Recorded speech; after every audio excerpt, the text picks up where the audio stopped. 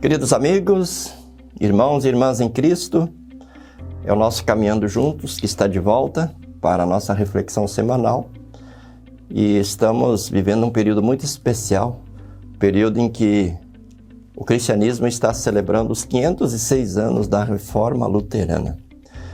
Foi no dia 31 de outubro de 1517 que Lutero fixou as 95 teses na porta da Catedral de Wittenberg, na Alemanha.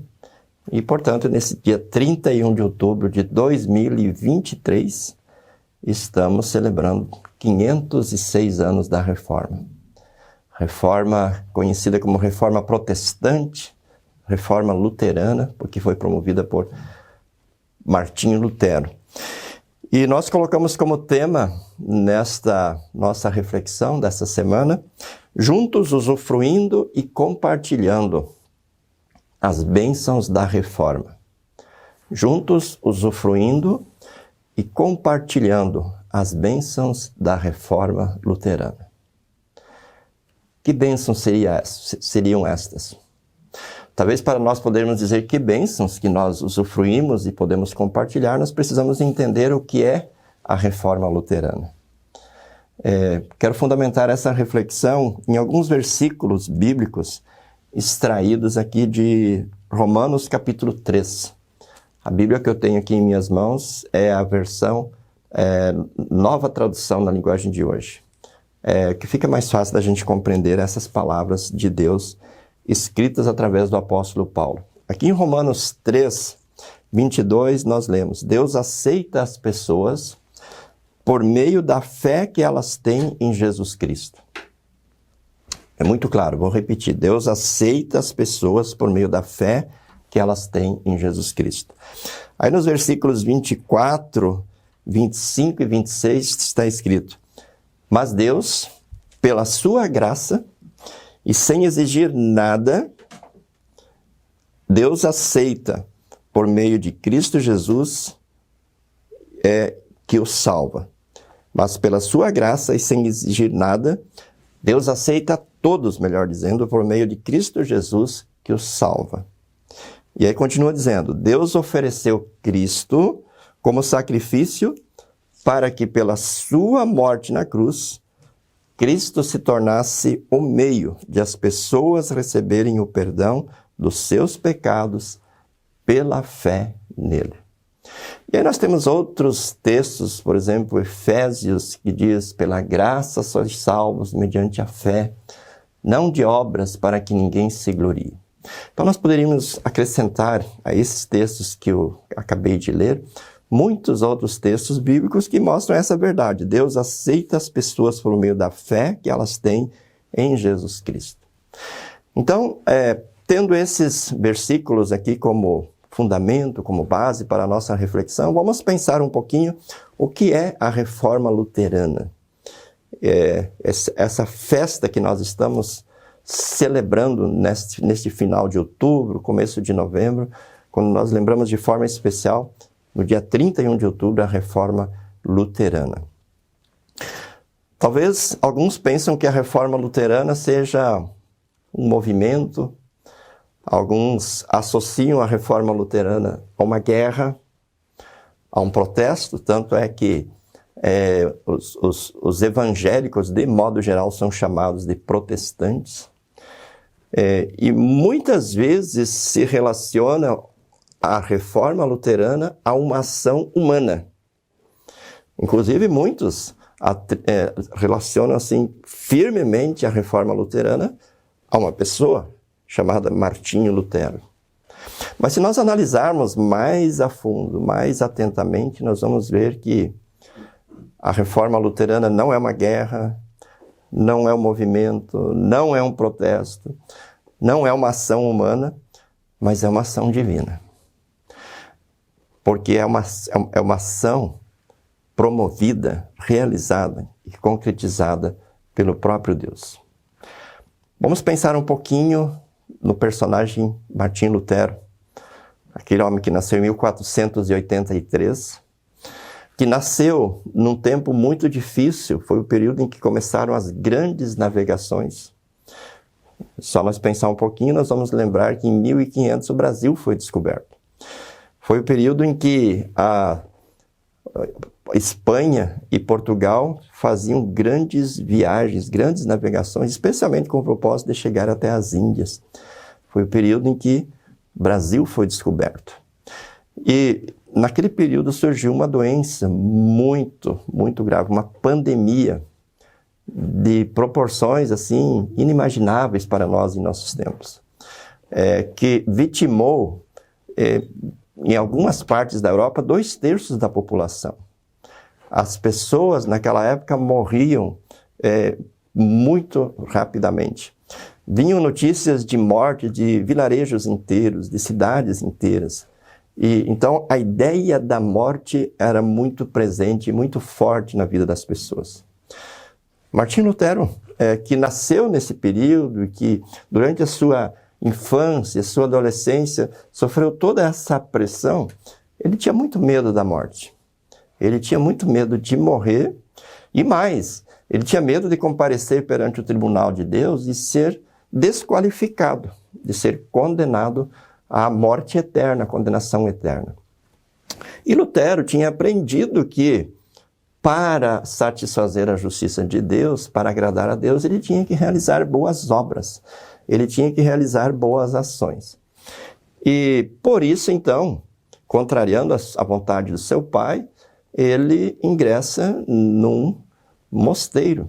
E ainda num dos mosteiros assim, mais rigorosos no que diz respeito ao cumprimento de exigências, ao cumprimento de regras, que era a ordem dos agostinianos. Então, a tentativa de Martinho Lutero era aplacar a ira de Deus, a satisfazer a justiça de Deus, tornar-se agradável, tornar-se aceitável diante da justiça de Deus, diante do Deus que diz: santo sereis porque eu, Senhor, sou santo, sede perfeitos porque perfeito é o vosso Pai Celeste. Então vocês percebem que Martinho Lutero ele estava travando uma batalha interna, ele estava travando uma batalha com a sua própria consciência, com a sua própria alma, com o seu próprio coração. E então ele ingressa no mosteiro com esse propósito de ele conseguir se aproximar da santidade, da justiça de Deus e ser aceito por Deus. Mas o fato é que ele não conseguia isso. Quanto mais ele tentava se aproximar de Deus, quanto mais ele tentava satisfazer a justiça de Deus, mais a sua consciência lhe acusava, dizendo que ele era incapaz e que ele era culpado e merecedor do castigo, da punição de Deus. Com 29 anos de idade, Lutero já era doutor em teologia. E ele recebeu a incumbência, então, de preparar aulas, de lecionar sobre os Salmos, sobre a carta de Paulo aos Romanos, sobre a carta de Paulo aos Gálatas e outros textos da Bíblia.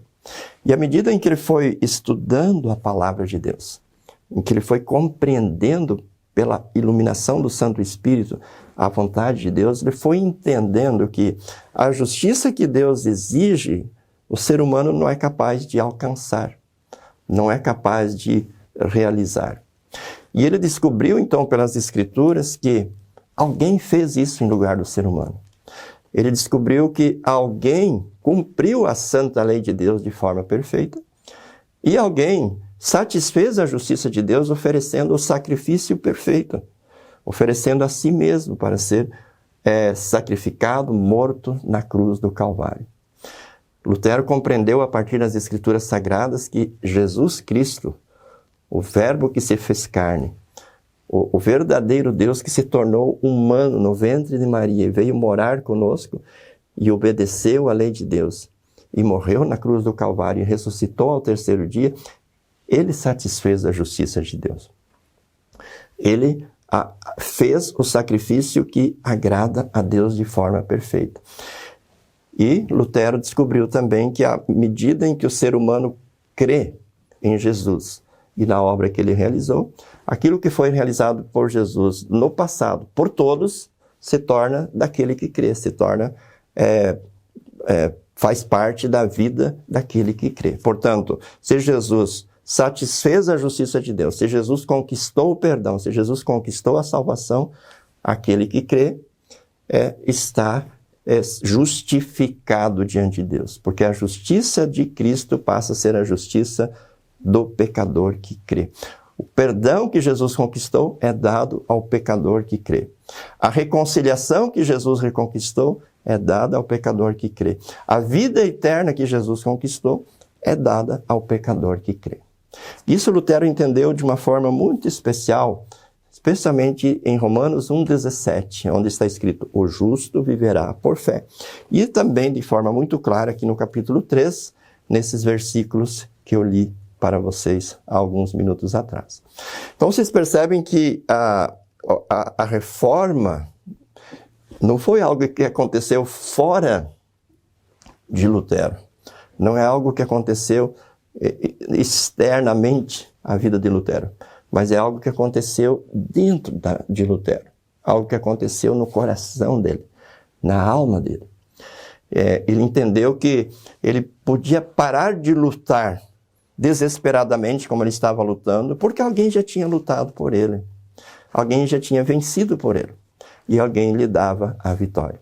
Isso fica muito claro que Lutero compreendeu isso quando ele escreve o Castelo Forte, um dos hinos mais conhecidos no mundo evangélico, e ele atribui toda essa capacidade de luta, de batalha, de vitória a Cristo, que vence, que lutou, que luta e que venceu, que vence o inimigo, e essa vitória de Jesus é que nos assegura que também seremos vitoriosos pela fé em Jesus. Pois bem, quando Lutero teve essa transformação na sua mente, no seu coração, ele não conseguiu mais ficar entre os muros do mosteiro, usufruindo de forma egoísta, egocêntrica, esse benefício. Porque a vida dele foi completamente transformada. Ele deixou de ser um homem medroso, acanhado, que estava aprisionado, e se tornou um homem alegre, feliz, motivado, extremamente animado, porque se sentiu livre de tudo aquilo que oprimia, de tudo aquilo que massacrava sua alma, sua consciência, seu coração. E ele então decide sair de dentro do mosteiro, e ele decide compartilhar aquilo que ele já estava usufruindo.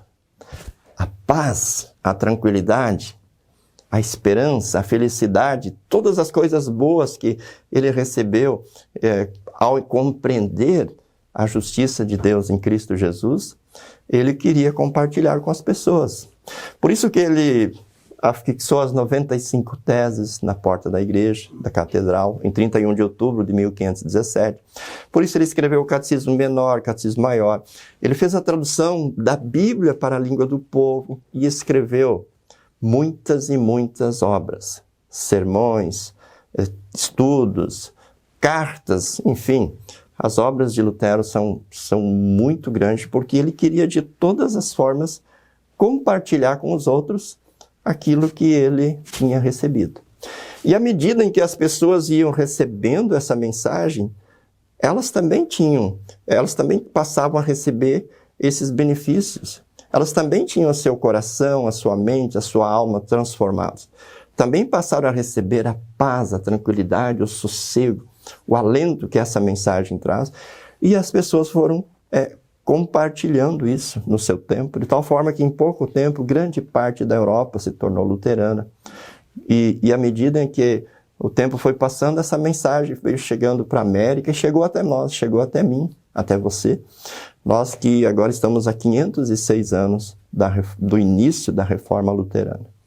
Então eu diria para vocês, queridos irmãos, que a Reforma Luterana é um processo que Deus iniciou lá no coração de Martim Lutero, que Deus foi trazendo de coração a coração, de geração em geração, chegou até nossos pais, chegou até nós, e nós queremos transmitir essa verdade para os nossos filhos, para os nossos netos, para os bisnetos, para gerações vindouras.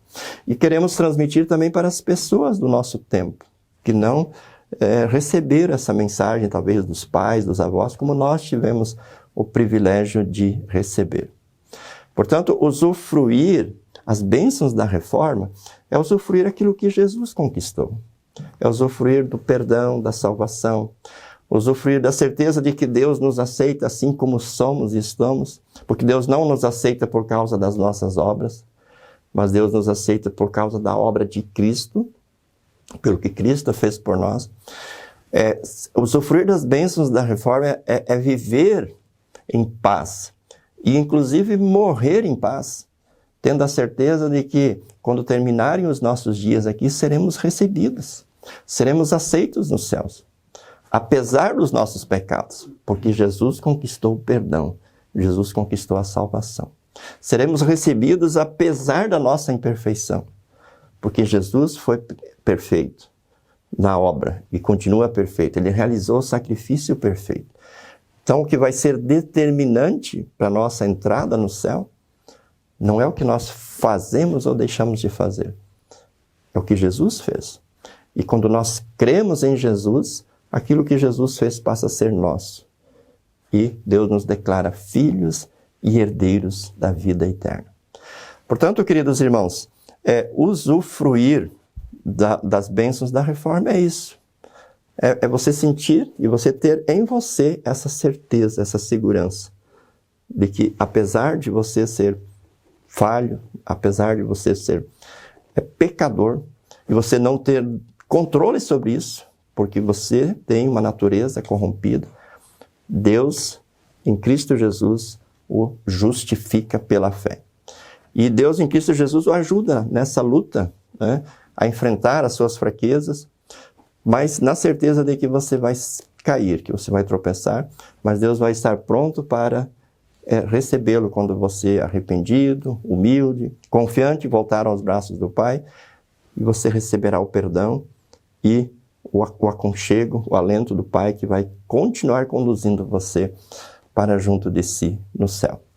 Que nós possamos, nesse tempo de tanta angústia, de tanta aflição, onde as pessoas estão tão sobrecarregadas com tantas coisas, transmitir essa mensagem de paz, de esperança, de vida que Lutero recebeu e que ele transmitiu e que as gerações foram transmitindo e essa mensagem chegou até nós. Que possamos usufruir e transmitir essa linda e consoladora mensagem para todas as pessoas, usufruir dessa mensagem e compartilhar essa mensagem com todas as pessoas com as quais nos relacionamos. Um forte abraço, Deus abençoe você e a sua família e até o nosso próximo programa. Fiquem todos com Deus. Tchau, tchau.